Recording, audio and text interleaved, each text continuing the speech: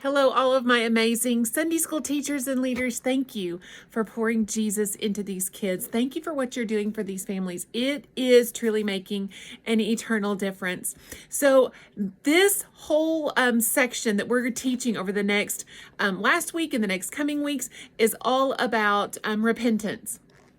And so this week's lesson is on Isaiah, and Isaiah really saw what was going to be happening and what was coming, and it broke his heart, and he really wanted to try to help the people stop and reverse this. And so there was a judgment coming, but he had a warning message so that maybe it could be diverted. Well, we have those same warnings in our life, don't we? We have those warnings when our body isn't right, or we have those warnings in life when we're like, okay, we need to go a different direction. And this is an amazing opportunity to teach our kids that we're going to be serving on Sunday.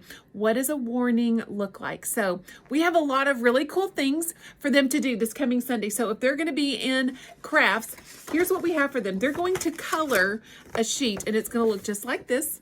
Some of them are going to be pre-folded for the preschoolers, but we wanted to give the older kids an opportunity to fold. So it's going to look like this. And I know I've spelt the word yield wrong, but we're getting it reprinted right now. So we have stop, yield, and go. And so last week in kids worship, we talked to them about stop. Stop what you're doing, and that's a piece of repentance. Yield your heart, because you can stop what you're doing, and that's not true repentance until we begin to yield our heart. And this one is going to be harder than this one. The last one is go make it right.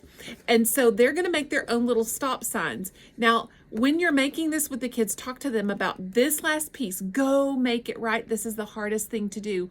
But we want to do this with our kids. We want to teach them, go make it right. Go tell somebody, I want to apologize for what I said, or I want to apologize for hitting you, or I want to apologize for not telling the truth. So they're going to fold this, and then very simply, I'm just going to show you, we're going to put some glue on one of the edges, but after they color it, this is what I'm going to suggest. I'm going to have some duct tape in your rooms. Take a little bit of duct tape.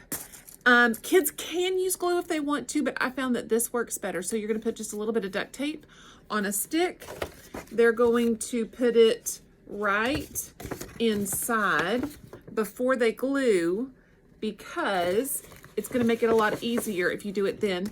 Take a little bit of your glue stick, and then we're going to glue this thing down. Now, this kind of leads into some games that we can play to help make the lesson real. So this is a stoplight, so we could play red light, green light. And you could talk about, okay, what are some things that we should stop doing? Okay, how do we yield our hearts in that moment? And how do we go and apologize?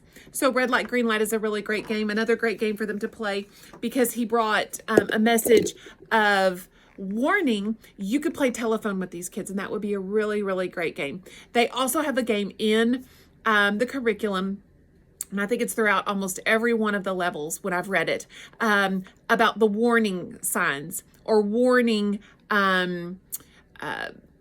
noises. So we could maybe play a fire truck or a police car, things like that, and see if they can guess what it is. So those are some really great games to help lead them to those ideas of God sends us those warnings to help keep us from being hurt, because sin hurts us, sin hurts others, and sin hurts God. And they hear me say that over and over. All right, so a couple coming announcements. We have Pumpkins in the Park coming in less than 2 weeks, y'all. I'm so excited. We have sent flyers out to some of the daycares. We are really hoping for a great turnout this year. So I'm going to be texting and calling y'all this week to see if you're able to help us and volunteer at Pumpkins in the Park. And I think that's it for this week. Wow, that's a quick one. Y'all have an awesome week. I cannot wait to see you back here Sunday.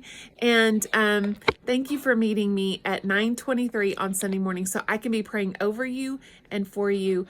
And I just really appreciate y'all. Y'all have an awesome week. Bye.